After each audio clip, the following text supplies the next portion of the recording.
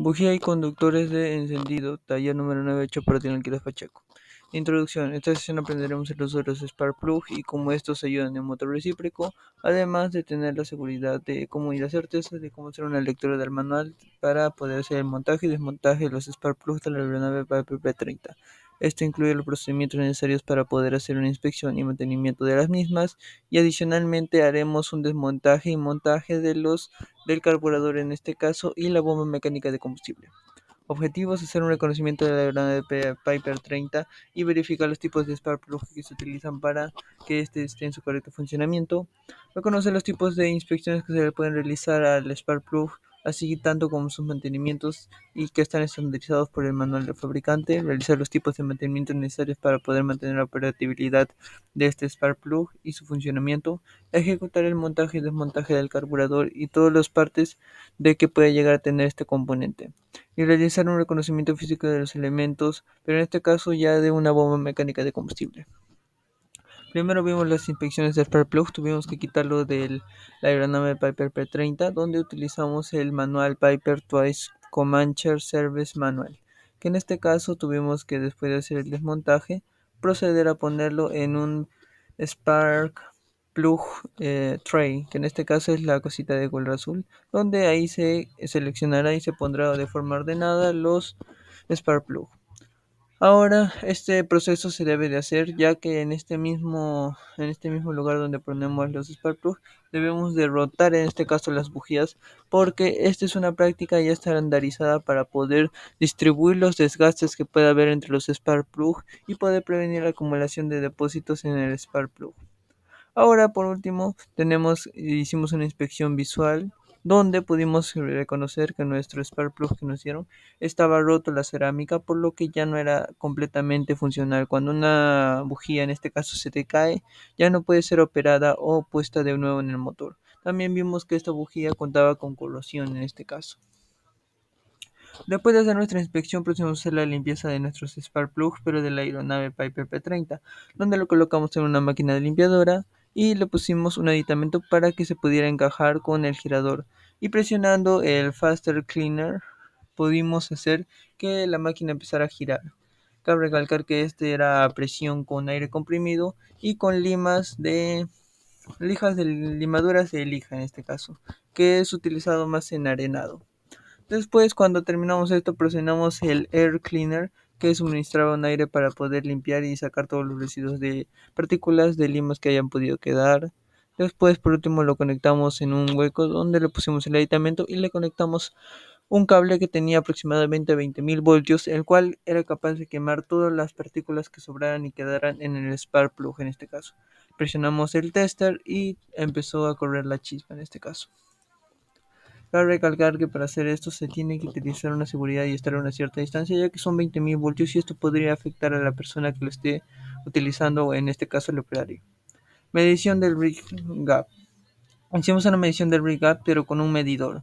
En el manual le decía que tenía que tener un rango de 18 a 22 milésimas de pulgada. En nuestro caso fue de 24 milésimas de pulgada, por lo que tuvimos que hacer el rig gap para poder hacer que este ajustara más. En este caso utilizamos, como se puede ver en la imagen, el ajustador.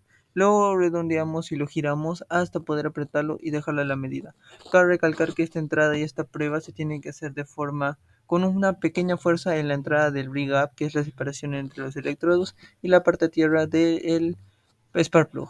Ahora, si se entra muy ligero es porque no es la medida correcta. Y por último, cuando procedimos a volver a introducir los spark plug en la aeronave, en este caso en el motor, teníamos que utilizar un anti-seize, pero en este caso solo no se debe de poner en las dos primeras hileras, pero después en las demás hileras sí se le puede poner el anti-seize. Este anti-seize es utilizado para que no se pueda atascar en este caso el spark plug al cilindro y evitar corrosión. Ahora también tenemos que tener este dato en cuenta, ya que nosotros, al utilizar un spark plug, debemos identificar si es un short reach o un long reach. En este caso pueden afectar la cámara de combustión, porque podrían acumular suciedad, como se puede ver en las imágenes, donde eso podría afectar la combustión o un preencendido en algunos casos, por lo que siempre debe estar a ras del el cilindro. Después procedimos a desarmar el carburador, donde pudimos hallar el reservorio de combustible, válvula mariposa, dos tubos de Venturi que estaban separados. La cosita pequeñita que podemos ver ahí de color amarillo era el Main Metering Jet.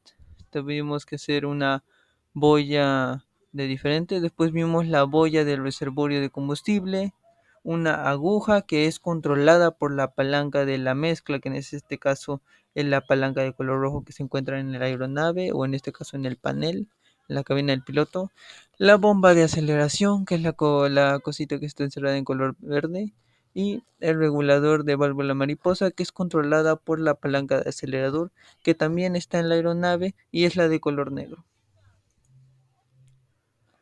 Ahora después tuvimos otro carburador, pero con una boya diferente, que en este caso tenía un tubo Venturi dentro de un tubo Venturi. Este era para que el tubo Venturi que estaba dentro del tubo Venturi tuviera una menor presión y una mayor velocidad que el tubo Venturi que está por encima del tubo Venturi principal. Después tuvimos la bujía, que en este caso se puede ver bujía, digo, la aguja, que es utilizada para controlar la mezcla, donde así podremos ver si entra mezcla pobre, mezcla rica en este caso, para administrar más combustible.